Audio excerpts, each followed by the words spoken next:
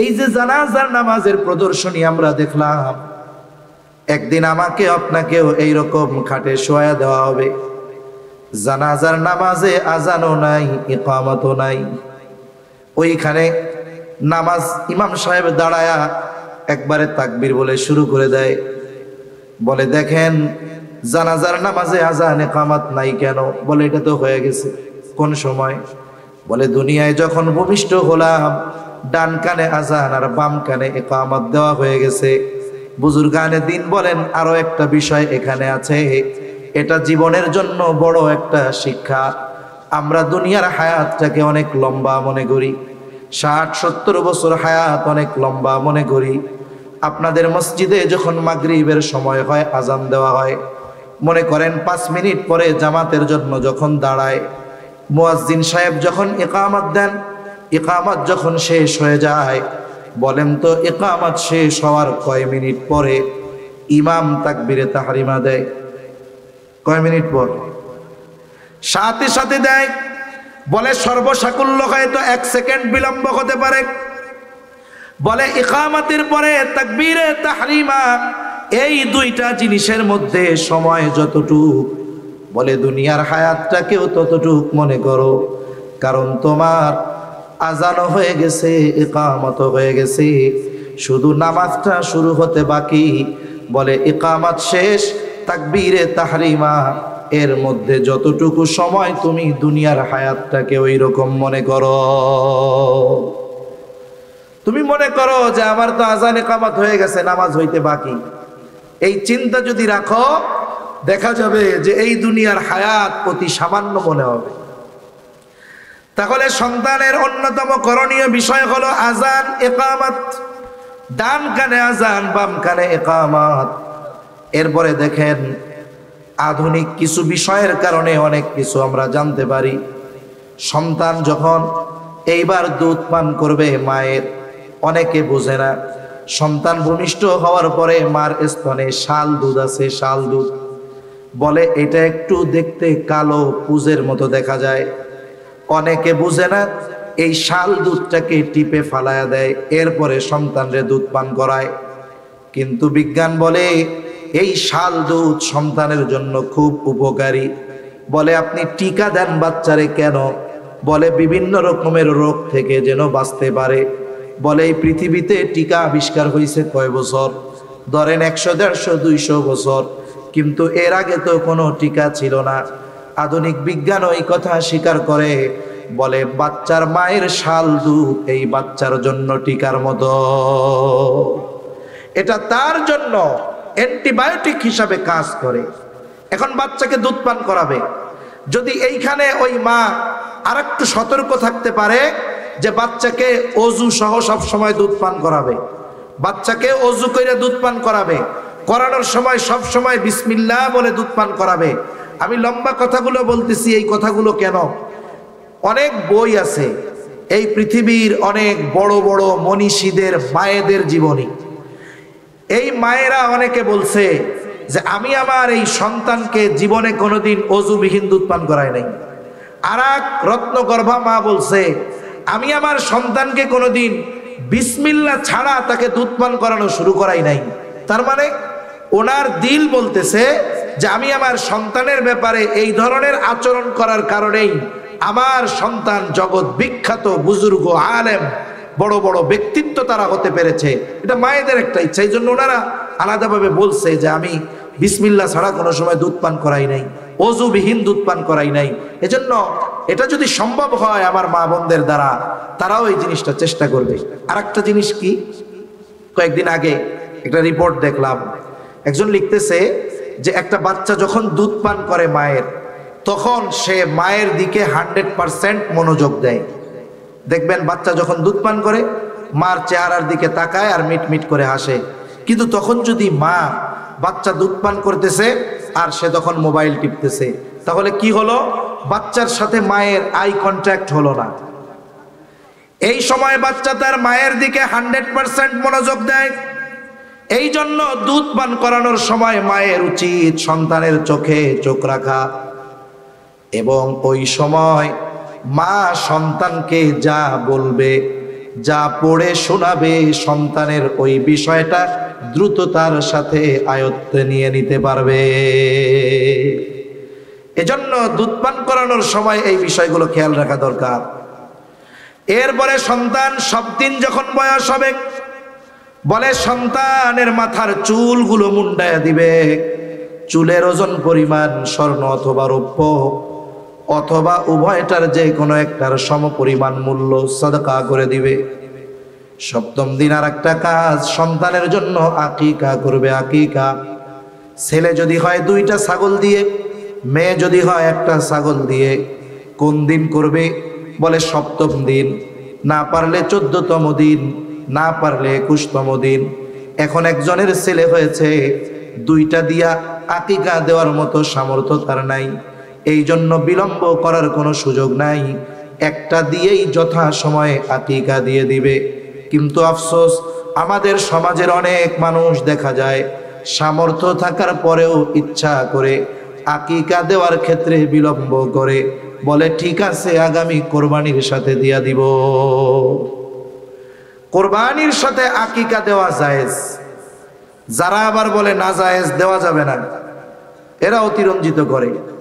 কোরবানির সাথে আকিকা দেওয়া জায়েজ, কিন্তু আপনার যদি সুন্নাহ অনুযায়ী আমল করার সুযোগ থাকে, এটা বাদ দিয়ে আপনি জায়েজের দিকে কেন যাবেন? আপনি সুন্নাহ অনুযায়ী আমলটা করে ফেলেন। আবার কতজন মাঝে মধ্যে মাসালা জিজ্ঞাসা করে ফোন দিয়া, কই হুজুর একটা মাসালা জানতে হবে। হুজুর কি হয়েছে? কোন কি হয়েছে? কই হুজুর আকিকা দিতে চাই, কুরবানির সাথে আকিকা দিলে হবে? আমি বললাম যে দিলে তো হবে, কিন্তু সময় মতো দিয়ে দেওয়া ভালো। কই হুজুর দুঃখের কথা আর কইেন না, আমার আকিকা আমি দিমু। এখন আমার নাতি বুতা হয়ে গেছে, আমার ওই নাতির আকিকা দিতে যাব, মা বাইচা আছে, এখন মা ও কয় তোরটাও সাথে দিয়ে দিস।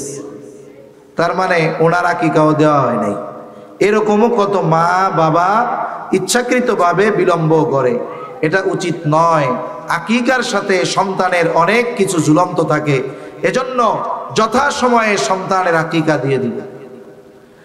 এরপরে সপ্তম দিন আকিকার সাথে সাথে সন্তানের বিষয়ে আর একটা বিষয় খেয়াল রাখতে হবে, সুন্দর একটা নাম তার রাখতে হবে। সুন্দর একটা নাম, বলে যেই নামটা তার ধর্মীয় পরিচয় বহন করবে। আমাদের অভ্যাস হইল সুন্দর নামটা লুকায় রাখে, আর যেই নামটার মধ্যে কোনো পরিচয় পাওয়া যায় না, ওই নামটাকে ডাকনাম হিসাবে সাব্যস্ত করে। যেমন নাম রাখবে কি, বলে সাইফুল ইসলাম টনি, শফিউর রহমান জনি, এরকম নাম আছে না নাই? এই ধরনের ডাক নাম, এটা মুসলিমেরও আছে অমুসলিমেরও আছে, অন্যান্য ধর্মের মানুষের মধ্যেও আছে। তার মানে এই নামগুলোর স্পেসিফিক কোনো ধর্মীয় পরিচয় নেই, এগুলো নাস্তিক মার্কা নাম। এজন্য ডাক নামটা হওয়া দরকার এমন যে ডাক দিলেই ওই নামের দ্বারা তার ধর্মীয় পরিচয় যেন পাওয়া যায়। হাদিসের মধ্যে আসছে, নবীজি বলেন আল্লাহ তাআলার কাছে সবচাইতে প্রিয় নাম আবদুল্লাহ আর আবদুর রহমান। এলাকায় আব্দুল্লাহ বেশি আর আব্দুর রহমান বেশি, অসুবিধা নাই। আল্লাহ তাআলার গুণবাচক অনেক নাম আছে, ওই নামগুলোর সাথে আবদুন যোগ করে নাম রেখে দেন। আবদুস সামাদ, আবদুল মালিক, আবদুল খালেক, আবদুর রাজ্জাক। সুন্দর না নামগুলো? এখন অনেকে রাখছে, বাপ রাখছে আব্দুর রহমান বা আব্দুর রাজ্জাক, আব্দুস সামাদ, আব্দুল মালিক, আব্দুল হালিম, কত সুন্দর সুন্দর নাম। এখন ডাকার ক্ষেত্রে কয়দিন পরে প্রথমে আব্দুন বাদ দেয়, ওরে সরাসরি ডাকে ও রাজ্জাক, ও মালিক। যাক, তাও তো একটা সহনীয় পর্যায়ে আছে। কিন্তু কিছু কিছু এলাকায় আছে এই নামটারেও তেড়া বেঁকা করে ডাকবে, কি বলবে? ও মালিককে, ও খালেককে। আছে না নাই এরকম? মনে রাখবেন, কারণ নামকে এইভাবে ব্যঙ্গাত্মক করে ডাকার অনুমতি ইসলাম দেয় নাই। এজন্য প্রত্যেকের নাম সুন্দর রাখতে হবে এবং তাকে সুন্দর নামে ওইভাবেই ডাকতে হবে। এরপরে সন্তান যখন একটু বড় হবে, বুজুর্গানে দিন বলেন, যখন তার জবান ফোটা শুরু হবে, 8 মাস 9 মাস বয়স, সন্তান এখন জবান দিয়ে কথা বলে। আরে ওই সময়টা তো মা ওই সন্তানকে বারবার বলে, বলো মা মা মা। আব্বু আইসা বলে, বলো আব্বু আব্বু আব্বু। বুজুর্গানে দিন বলেন, বাচ্চার জবান দিয়ে প্রথম আল্লাহ শব্দটা উচ্চারণের চেষ্টা করতে হবে। আপনি বাচ্চার সামনে বারবার বলেন আল্লাহ আল্লাহ, তাহলে দেখবেন ওই বাচ্চাটার জবানে প্রথম বুলি ফুটে উঠবে আল্লাহ।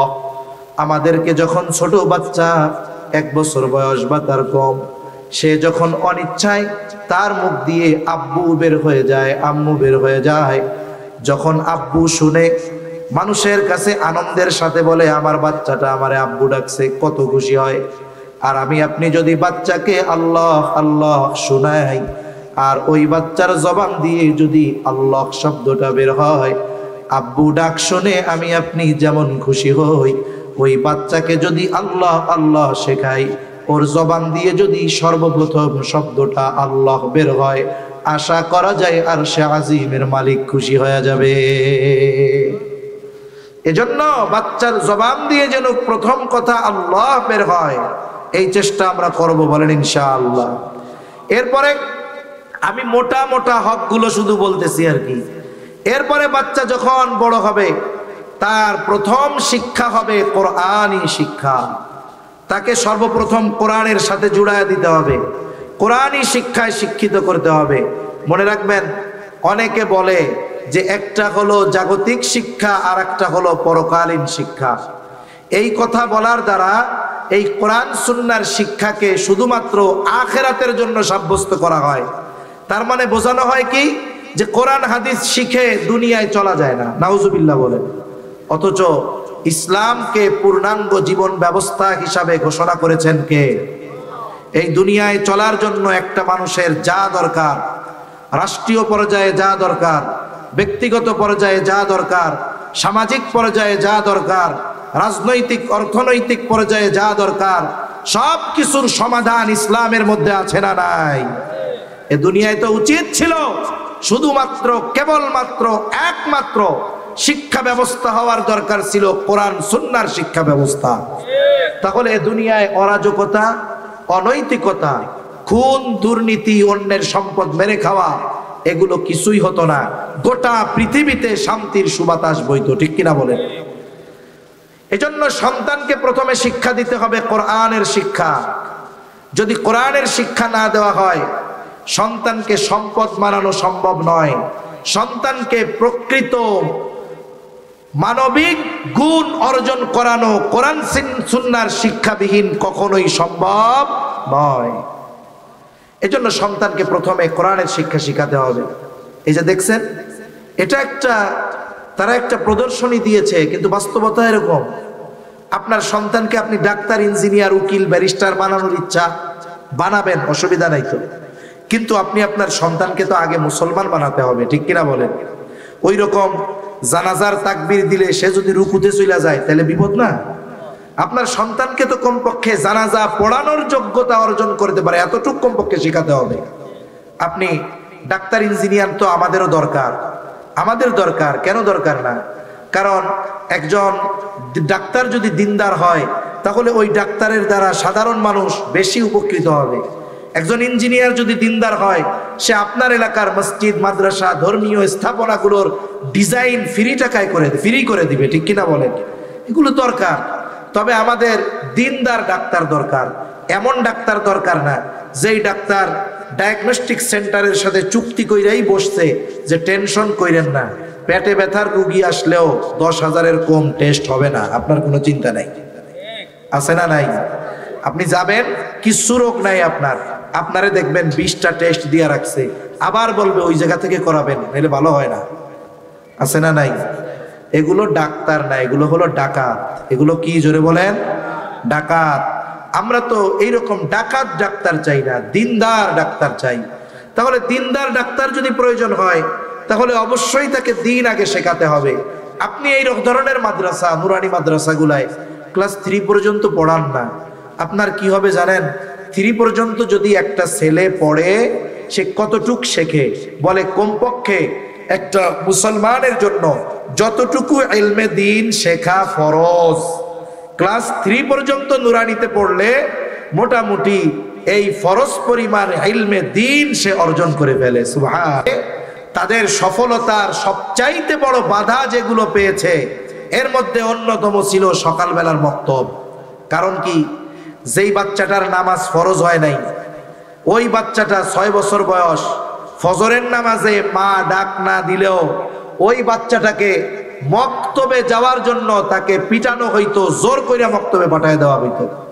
দেখা যাইতো ওই বাচ্চাটার নামাজ ফরজ বছর বয়স থেকে পড়বে।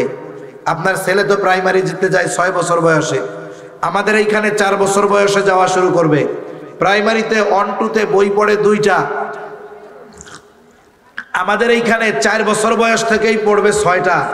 সাধারণ জ্ঞান শিখতে পারবে, ইংরেজি আলাদাভাবে শিখতে পারবে, 5 বছর বয়স থেকেই ইংরেজিতে পটপট কইরা কথা বলবে।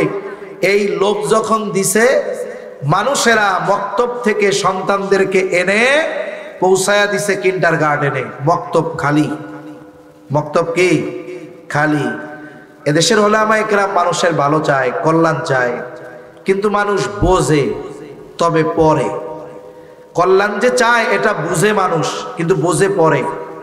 এদেশে একটা তথ্য দেখলাম, 50,000-এর উপরে এনজিও আছে, মানে সুদে টাকা দেওয়া বাটি আর কি। 50,000-এর উপরে এনজিও আছে।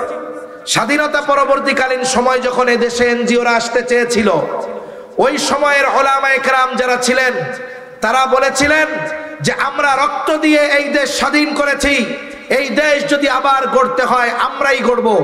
কিন্তু কি দেখা গেল, তারা এসে প্রলোভন দিছে যে আপনাদের চিকিৎসা দরকার, খাদ্য দরকার, বাসস্থান দরকার, এগুলোর ব্যবস্থা আমরা করে দিব। উলামায়ে কেরাম তাদের দুর্বিসন্ধি ধরতে পেরেছিলেন, নিষেধ করেছিলেন, বাধা দিয়েছিলেন। ওই সময়ের মানুষ উলামায়ে কেরামের বিরুদ্ধে গিয়া বলে হুজুররা আমাকে ভালো চায় না। এরপরে কি হইল, আজকে পত্রিকায়ও খবর আসে মাঝে মধ্যে যে এনজিও গুলো মানুষের কল্যাণ করা তো বহুদূর, উপকার করা তো বহুদূর, উপকারের নামে সুদের উপরে টাকা দিয়ে যখন ওই প্রত্যন্ত অঞ্চলের ওই দরিদ্র মহিলা সুদের কিস্তি দিতে পারে না, তখন তার পরনের কাপড় খুলে পর্যন্ত নিয়ে যাওয়া হয়। তাহলে এই সতর্কতা উলামায়ে কেরাম আগেই করছিল, আমরা মানি নাই। এখন উলামায়ে কেরাম দেশকে ভালোবাসে। কেন ভালোবাসে? বলে এদেশের কোনো আলেমের বেগম পাড়ায় বাড়ি নাই, এদেশের কোনো আলেমের আমেরিকায় বাড়ি নাই, ইংল্যান্ডে বাড়ি নাই, এদেশের কোনো আলেম অর্থ পাচারের সাথে জড়িত নয়, এদেশের কোনো আলেম দুর্নীতির সাথে জড়িত নয়। আলেমরা জানে এই দেশেই আমাদের থাকতে হবে, এই দেশেই আমাদের আগামী প্রজন্মকে বাঁচতে হবে। তাহলে এই দেশ যদি শান্তিময় না হয়, এই দেশ যদি সুষ্ঠুভাবে না চলে, তাহলে আমাদেরও কষ্ট, আমাদের আগামী প্রজন্মরও কষ্ট। এই চিন্তা করে উলামায়ে কেরাম দেশপ্রেম অন্তরে নিয়ে দেশের কল্যাণেই কাজ করে। কিন্তু সাধারণ মানুষ বুঝে, কিন্তু পরে বুঝে, যখন বুঝার দরকার তখন বুঝে না। উলামায়ে কেরাম চিন্তা করলেন মক্তবগুলো শূন্য হয়ে যাচ্ছে। মক্তব শূন্য হয়ে যাওয়া মানে দেশকে ইসলাম শূন্য করার পায়দারা। উলামায়ে কেরাম ফিকির করলেন কি করা যায়। ফিকির করে এক পদ্ধতির আবিষ্কার করলেন, নাম দিলেন নুরানি পদ্ধতি। বলে নাম যেমন নুরানি, কামও তেমন নুরানি। এইবার ছোট বাচ্চারা কিন্ডারগার্টেনের বদলে চলে আসলো নুরানি মাদ্রাসায়, যেখানে বাংলাও শেখায়, অঙ্কও শেখায়, ইংরেজিও শেখায়, সাথে সাথে আরবিও শেখানো হয়। এক কথায় একজন মুসলমান হিসাবে যা দরকার তাও শেখানো হয়, জাগতিক যেই জ্ঞান তাকে তাও শেখানো হয়।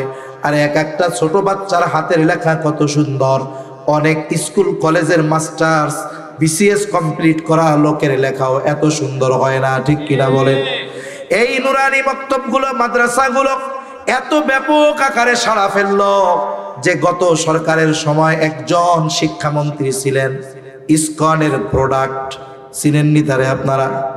আরে ফেনীর একটা রিপোর্ট দেখলাম পত্রিকায় যে প্রাইমারি স্কুলগুলো ছাত্রছাত্রী শূন্য হয়ে যাচ্ছে। কি করা দরকার? বলে এই কারণে মাদ্রাসাগুলোতে নজরদারি বাড়ানো হবে। খালি হয়ে যাচ্ছে স্কুল, নজরদারি বাড়াবে কোন জায়গায়? মাদ্রাসায়। এই দুনিয়ায় কিছু লোক আছে, এদের অভ্যাস কি জানেন? বাহিরে গ্যাঞ্জাম করছে, বাড়ির বাইরে কি করছে, এক জায়গায় ঝগড়া করছে, মারামারি করছে, পিটানি খাইয়া আইছে। এখন এই বীর পুরুষ বাইরে পিটানি খাইয়া আইসা ঘরে আইসা বউরে পিঠায়। আছে না এরকম কিছু বীর পুরুষ? উনি খাইছে মায়ের আর এক জায়গায়, আইসা ঘরে আইসা বউ পিটাইয়া উনি বাহাদুরি দেখাইতেছে। এরে কি আপনারা বীর পুরুষ বলবেন না কাপুরুষ বলবেন?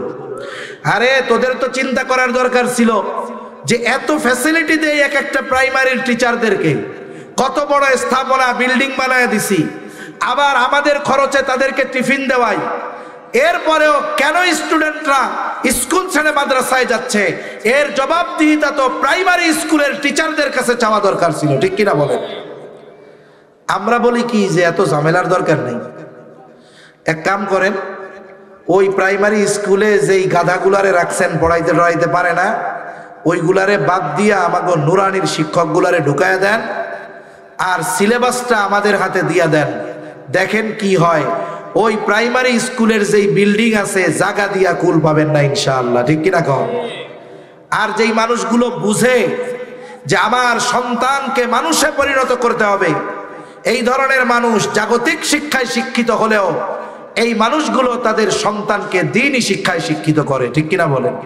আমার এক বন্ধু ছিল, এরা 3 ভাই মাদারীনগর থেকে পারে গেছে। এখন ওনার বাবা ছিলেন মতিঝিল আইডিয়াল কলেজের ইংরেজি শিক্ষক। উনি ওনার 3 সন্তানরাই দিছে মাদারীনগর মাদ্রাসায়। মতিঝিল আইডিয়ালে ভর্তি হওয়া এটা মোটামুটি এভারেস্ট জয় করার মতো। উনি শিক্ষক হিসাবে ওনার ফ্যাসিলিটি ছিল, উনি ওনার বাচ্চাদেরকে কোটায় ভর্তি করে দিতে পারতেন। এখন ওনার বন্ধুরা বলে, আপনি আসলে একটা বলদ মানুষ, এত সুযোগ থাকার পরেও আপনি আপনার একটা বাচ্চারেও আপনি স্কুলে দিলেন না। মতিঝিল আইডিয়ালে যদি পড়াইতেন, দেশের শীর্ষস্থানীয় একটা স্কুল, আপনার সুযোগ থাকার পরেও আপনি দিলেন না, 3টারই মৌলবি বানাইলেন, আপনি একটা বলদ। কয় না ভাই, আমি চালাক, এই জন্য আমার পোলা একটারেও স্কুলে দেই নাই। অনেক জায়গায় অনেক আজিব আজিব বিষয়। এই নুরানি মাদ্রাসার প্রভাব কত। মানিকগঞ্জে এক জায়গায় প্রোগ্রামে গেছে, স্কুল আর নুরানি মাদ্রাসা পাশাপাশি, স্কুলের মাঠেই মাহফিল।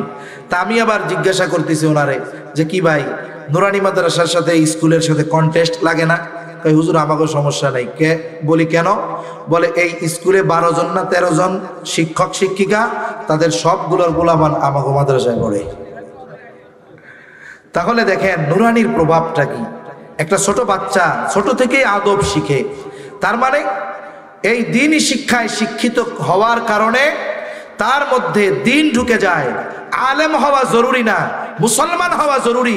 সন্তানকে যদি দ্বীন না শেখান, ও ডাক্তার ইঞ্জিনিয়ার হবে কিন্তু মুসলমান হতে পারবে না। এজন্য সন্তানের অন্যতম হক এই সন্তানকে কোরআনের শিক্ষায় শিক্ষিত করা। লম্বা হয়ে যাচ্ছে কথা। এরপরে সন্তান যখন বড় হবে, বলে 7 বছর বয়স নামাজের জন্য আদেশ করবে, 10 বছর বয়স হইলে নামাজ না পড়লে প্রহার করবে। 7 বছর বয়সে আপনি যদি সন্তানকে নামাজের জন্য আদেশ করতে চান, তার মানে এর আগের থেকেই তাকে নামাজ শেখানোর দরকার আছে না নাই? একটু চিন্তা করেন, বাচ্চাটা যদি মাদ্রাসায় দিয়ে দেন, 7 বছর বয়সে নামাজের আদেশ করা লাগবে না, তাকিদ দেওয়া লাগবে না, ওই বাচ্চাটা তো 6 বছর বয়সে পাক্কা নামাজি হয়ে যাবে।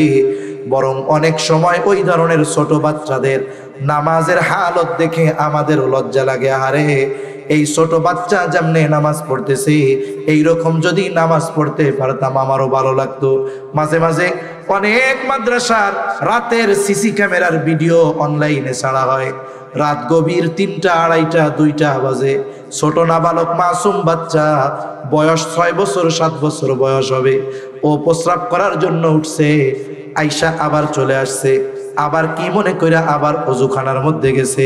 শীতের রাত, ওই 7 বছরের বাচ্চা 6 বছরের বাচ্চা সুন্দর মতো ঠান্ডা পানি দিয়ে ওযু করে 2-4 রাকাত তাহাজ্জুদ পড়ে আল্লাহর কাছে দোয়া করতেছে। চিন্তা করে দেখেন, আপনি আপনার 14-15 বছরের বাচ্চাটাকে পায়ে ধরে মসজিদে নিতে পারেন না, কিন্তু এই মাদ্রাসাগুলোর 7 বছরের বাচ্চা গভীর রজনীতে উঠে তাহাজ্জুদ পড়ে আল্লাহ তাআলার কাছে কান্নাকাটি করে। বলে এই সন্তান যখন বড় হবে, ও অন্যায় করবে, অপরাধ করবে, এটা কখনোই হতে পারে না। যেইটা আপনি চেষ্টা করতেছেন, ওইটা মাদ্রাসায় অলরেডি হয়ে গেছে। এই জন্য 7 বছর বয়সে নামাজের তাগিদ, 10 বছর বয়সে নামাজ না পড়লে প্রহার করা আর একটা কাজ করা, 10 বছর বয়স হলে বাচ্চার বিছানা আলাদা করে দেওয়া। অনেক ফ্যামিলিতে দেখা যায় 12-13 বছরের বাচ্চা এখনো মায়ের কাছে ঘুমায়, 12-13 বছরের মেয়ে এখনো বাবার কাছে ঘুমায়। মনে রাখবেন, ইসলাম যেটা বলে এটার মধ্যে যৌক্তিকতা আছে এবং এটার মধ্যে অবশ্যই কল্যাণ আছে। এই জন্য সন্তান যখন বড় হওয়া শুরু হবে, আস্তে আস্তে আগের থেকেই তার বিছানাটা আলাদা করে দেওয়ার চেষ্টা করতে হবে। আর একটা সমাজ, আমাদের সমাজে আর একটা সমস্যা আছে, অনেক সময় অনেক ছোট বাচ্চাকে মসজিদে যদি আনা হয়, মসজিদ কমিটি রাগ হয়ে যায়, গরম হয়ে যায়, ধমক দেয়, আছে না নাই? আরব সহ ইউরোপের দেশগুলোতে মসজিদের মধ্যে বাচ্চাদের জন্য আলাদা কর্নার থাকে, বলে ওই জায়গায় গিয়ে ওরা 2 রাকাত নামাজ পড়ে আবার দৌড় দিয়ে আইসা খেলাধুলা করে, করুক না। নাবালক মাসুম বাচ্চা, ওই বাচ্চাটা যদি মসজিদকে নিরাপদ জায়গা মনে না করতে পারে, এটা তো ভালো না। আবার একেবারে গেদাটা নিয়ে আসলে হবে না, কমপক্ষে যেটা তার ওজনের কথা বলতে পারে, কথা বললে শুনে, এই ধরনের ছোট বাচ্চা আপনি মসজিদে আনেন। আপনি আস্তে আস্তে বুঝান, আরে ছোট বাচ্চা একটু মসজিদে দৌড়াদৌড়ি করতে পারে, স্বাভাবিক বিষয়। দেখা গেল একটু আওয়াজ করলো, সালাম ফেরানোর পরে সভাপতি কেশিয়ার একেবারে ঘুইরা এমনভাবে চোখ দুইটারে বড় করে তাকায়, মনে হয় যেনি বাচ্চা আর বাচ্চার বাপ রে খাইয়াই ফেলবে। এই কে নিয়ে আসছে রে বাচ্চা? শান্তি নাই মসজিদে, খুশু নষ্ট হয়।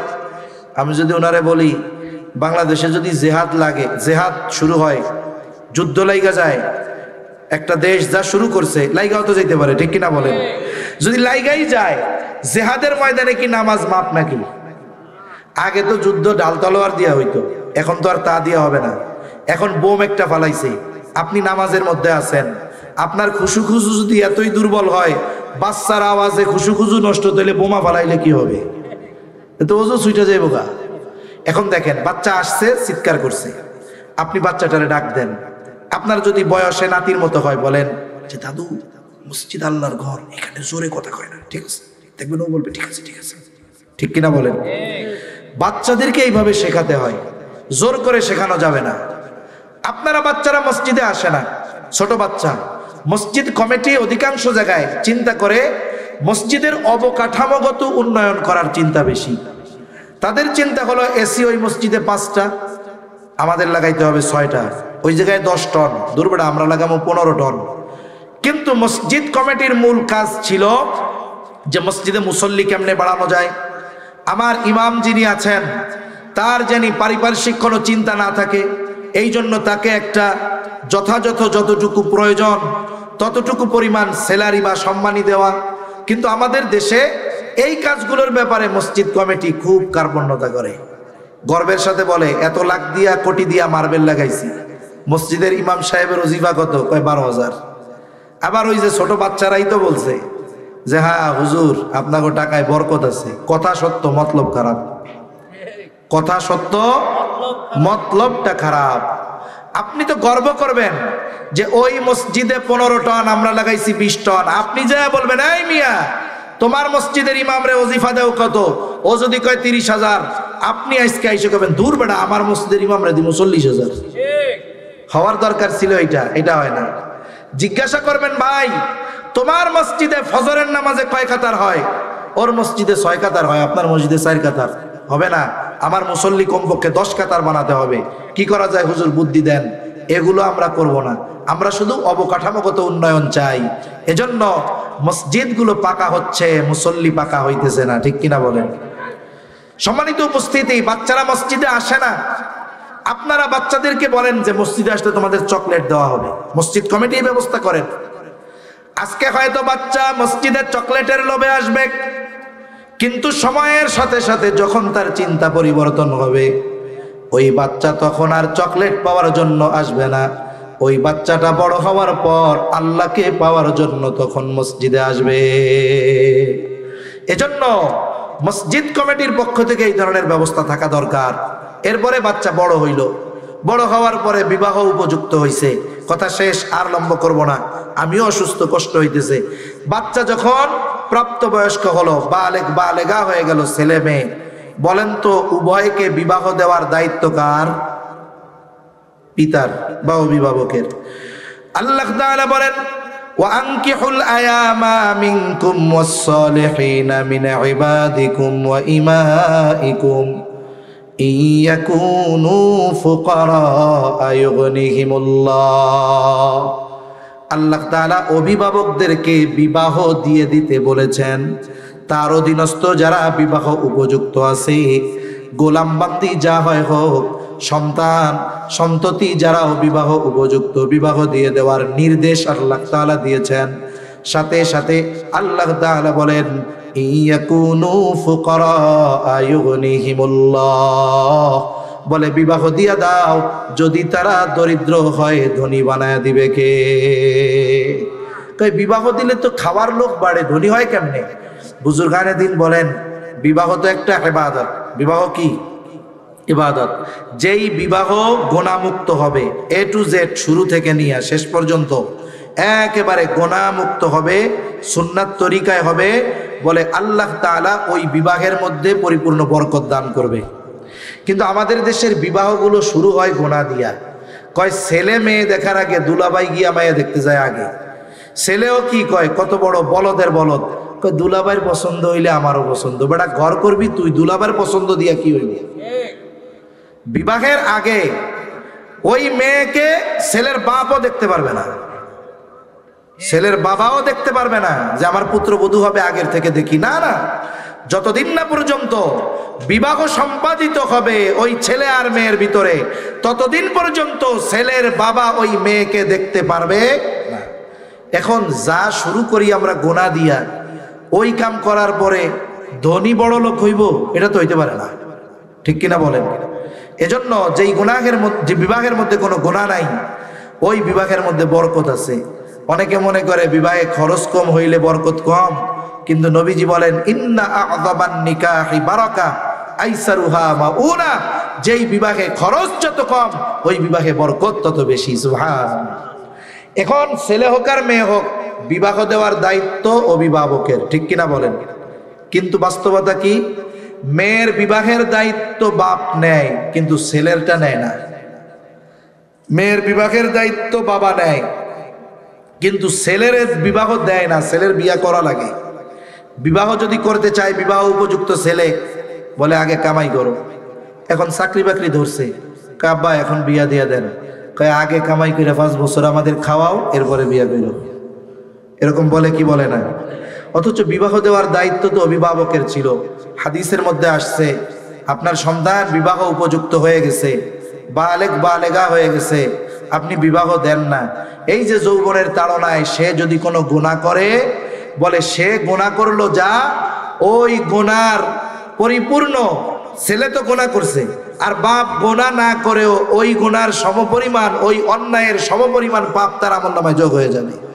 একটু চিন্তা করে দেখেন, একটা মেয়ে যখন হয়, অনেক বাপ কি করে, 5টা মেহগনি গাছ লাগায়, 10টা মেহগনি গাছ লাগায়, এরপরে ডিপোজিট করে, টাকা জমায়, এরপরে 18 বছর বয়স মেয়েরে বিবাহ দিতে গেছে, ওই 5টা 10টা মেহগনি গাছ বিক্রি করছে 10 লাখ, টাকা জমাইছিল 10 লাখ। এবার মেয়েরে বলে আম্মু তুমি যখন দুনিয়ায় আসছো, তোমার জন্য আমি এই 10টা মেহগনি গাছ লাগাইছিলাম, এই টাকা জমাইছিলাম তোমার বিবাহ দেওয়ার নিয়তে, এই 20 লাখ টাকা নাও, এটা তোমার জন্য সব। কেন? মেয়েরে বিবাহ দেওয়ার দায়িত্ব, পোলারে বিবাহ দেওয়ার দায়িত্ব না? তাইলে পোলা যখন হইছে তখন 10টা মেহগনি গাছ লাগাইতেন, পোলার নামে বিয়া দেওয়ার জন্য 500 করে জমাইতেন। যখন বিবাহের বয়স হইছে 20 লাখ টাকা হাতে দিয়া কইতেন আব্বু বিবাহ তোমার উপযুক্ত হয়ে গেছো, তোমাকে বিবাহ দেওয়ার দায়িত্ব আমার, কারণ তুমি বিবাহ উপযুক্ত, যদি বিবাহ না দেই, তুমি যদি কোনো পাপ করো, তুমি তো পাপ কইরা মজা নিয়া পাপী হইলা, আর আমি অটোমেটিক পাপী হয়ে যাব, এটার দরকার নাই। এই যে 20 লাখ, 5 লাখ খরচ করে বিয়া করো, আর 15 লাখ দিয়ে ব্যবসা শুরু করো, তাইলে তো আর কোনো ঝামেলা থাকে না, ঠিক কিনা বলেন?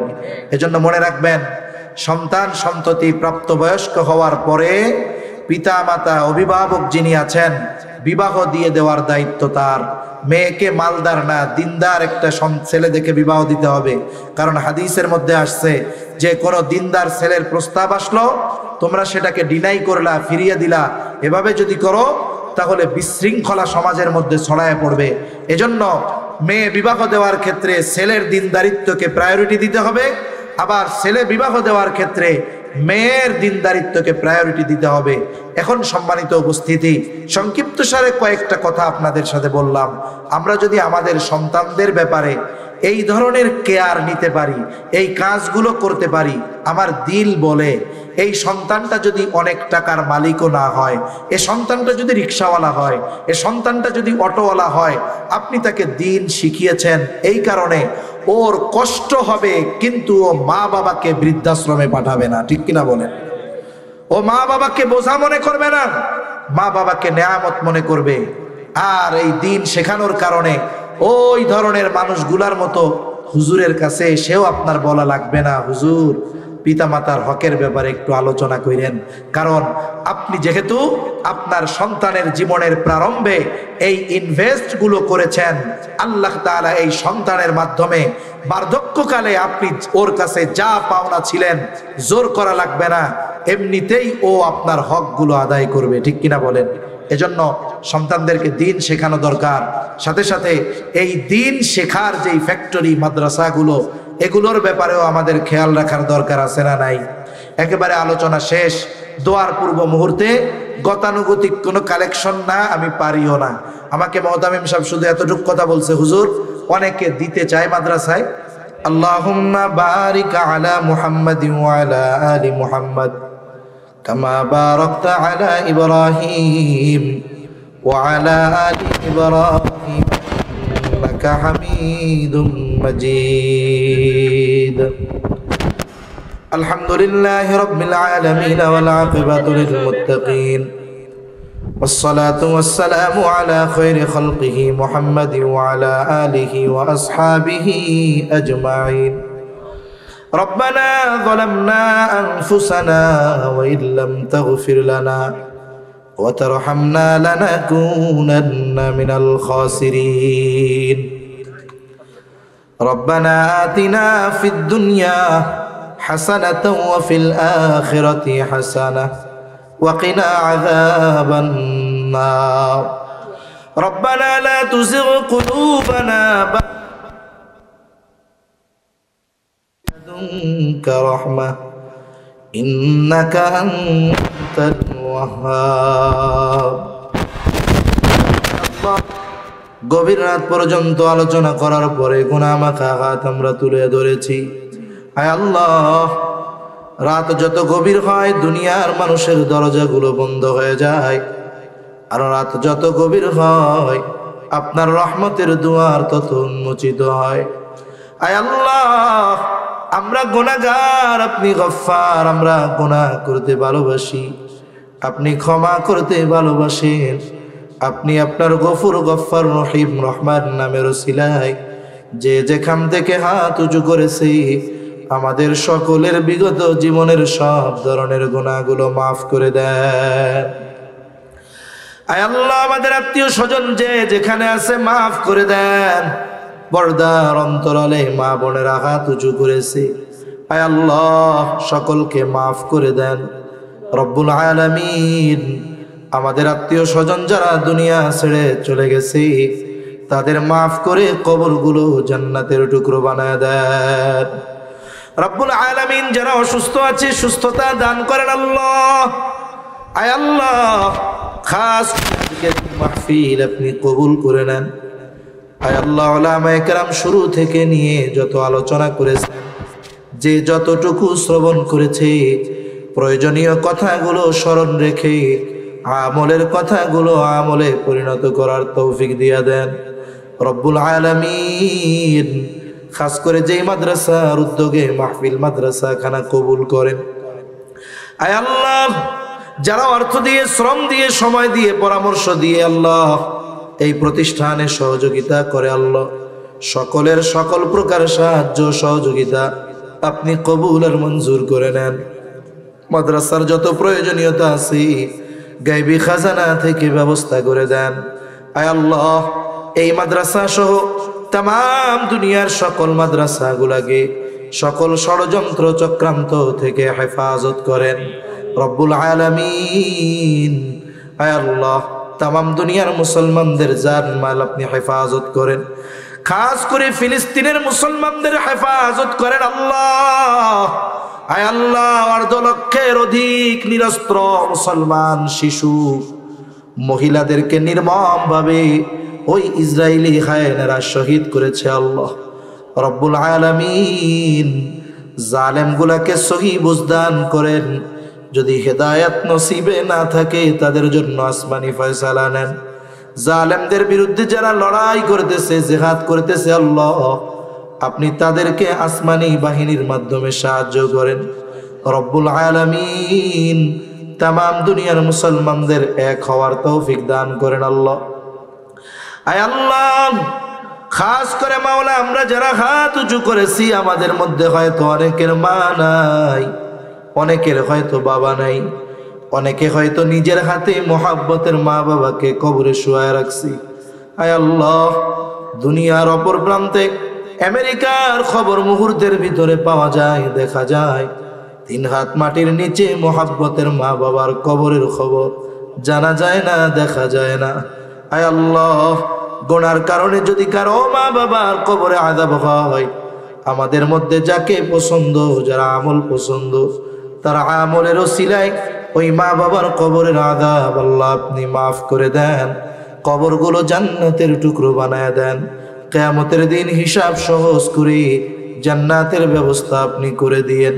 যাদের মা বাবা বেঁচে আছে, সুস্থ দীর্ঘ অনেক হায়াত আল্লাহ আপনি দান করেন রব্বুল আলামিন। আমাদের স্ত্রী সন্তান আমাদের জন্য চক্ষু শীতলকারী হিসাবে কবুল করে নেন। আয় আল্লাহ, মা বোনদের কবুল করেন, পর্দা নিশিন বানায় দেন। 5 ওয়াক্ত নামাজ যথাযথভাবে আদায় করার তৌফিক আল্লাহ আপনি দিয়ে দেন রব্বুল আলামিন। বেনামাজিদের নামাজি বানিয়ে দেন, সুন্নাতবিহীন মানুষগুলোকে আপনি সুন্নাতওয়ালা বানায় দেন। আয় আল্লাহ, আমাদের সন্তানগুলোকে দুনিয়া আখিরাতের সম্পদ বানানোর তৌফিক আল্লাহ আপনি দান করেন রব্বুল আলামিন। আয় আল্লাহ, আমাদের নসলকে আপনি হেফাজত করেন আল্লাহ রব্বুল আলামিন। আগামী প্রজন্মের জন্য দ্বীনের উপরে চলা আপনি সহজ করে দিয়েন আল্লাহ। আয় আল্লাহ, খাস করে যুবক তরুণ যারা আছে তারা সহ আমাদের সকলকে সকল প্রকার পাপাচার অনাচার থেকে বেঁচে থাকার তৌফিক দিয়ে দেন। আয় আল্লাহ, অভাবীর অভাব দূর করে দেন, ঋণগ্রস্তের ঋণ পরিশোধ করার তৌফিক দেন, হারাম হালাল বেঁচে চলার তৌফিক দেন। আয় আল্লাহ, আমাদেরকে বরকতময় প্রশস্ত রিজিক আল্লাহ আপনি দান করেন রব্বুল আলামিন। বেকার যারা আছে হালাল কর্মসংস্থানের ব্যবস্থা করে দেন। আয় আল্লাহ, আপনি আমাদের সকল প্রকার কল্যাণ দান করেন, সব কল্যাণ থেকে আল্লাহ আপনি আমাদের হেফাজত করেন রব্বুল আলামিন। আমাদের সকলকে বারবার মক্কা মদিনা জিয়ারত করার তৌফিক আল্লাহ আপনি দিয়ে দেন রব্বুল আলামিন। আমাদের জন্য একজন আমানতদার ন্যায়পরায়ণ শাসকের ব্যবস্থা আল্লাহ আপনি করে দেন। আয় আল্লাহ, আমাদের পাপের কারণে আমাদের উপরে কোনো জালেম আপনি চাপায়া দিয়েন না। আয় আল্লাহ, দেশের ব্যাপারে, ইসলামের ব্যাপারে, দ্বীনের ব্যাপারে দল মত নির্বিশেষে আমাদের সকলকে ঐক্যবদ্ধ থাকার তৌফিক আল্লাহ আপনি দিয়ে দেন রব্বুল আলামিন। কোন সময় মালাকুল মউত মৃত্যুর পরোয়ানা নিয়ে হাজির হয় বলা যায় না। আয় আল্লাহ, মালাকুল মউত যখন মৃত্যুর পয়গাম নিয়ে হাজির হবে, আপনি আপনার প্রত্যেকটা গোলামের জবানে তাওহীদের কালিমা নসিব করে দিয়েন। রব্বি জাআলনি মুকিমাস সালাতি ওয়া মিন যুররিয়্যতি রব্বানা ওয়া তাকাব্বাল দুআ রব্বানা ইগফিরলি ওয়া লিওয়ালিদাইয়া ওয়া লিল মুমিনিনা ইয়াওমা ইয়াকুমুল হিসাব। রব্বানা হাব লানা মিন আজওয়াজিনা ওয়া যুররিয়্যাতিনা কুররাতা আ'য়ুন وجعلنا للمتقين إماما رب ارحمهما كما ربياني صغيرا رب ارحمهما كما ربياني صغيرا وصلى الله تعالى على خير خلقه محمد وعلى آله وأصحابه أجمعين آمين برحمتك يا أرحم الراحمين آمين.